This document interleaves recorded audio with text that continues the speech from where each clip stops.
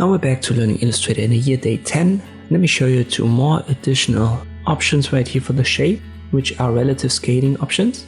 I've already shown you that you can drag this circle inwards to create rounded corners, and you can set a specific value for that also up here. Let's make it 150. And now I resize my rectangle, and you can see the radius for this corner just stays fixed. And when you size it down too much, you cannot size it down further. And that's because the radius of the corner can't be sized down anymore, as we already have this half circle. And then you can't size down the element any further either. Let me set that to 150.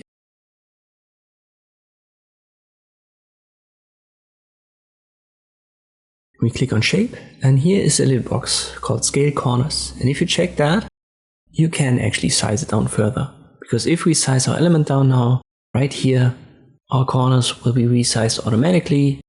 So it's going to be sized down in relation to the size of the entire element. And if I uncheck that, this is not possible anymore.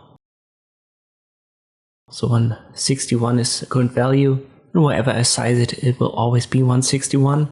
So that's a very important function to know, even though it's a little bit hidden or not really in your face here. Let me show the other box. We need a stroke for that. Let me make that 25 points, and if we resize it, the stroke will always be 25 points.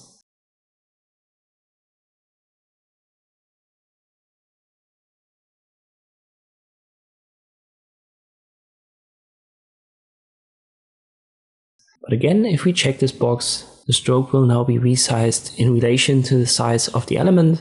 So in simple terms, if your original element was, let's say, 500 pixels big, in a stroke 25 points, and then you go down to 100 pixels, so only a fifth of the original size, you will only have 5 points of stroke, so a fifth of your original stroke size.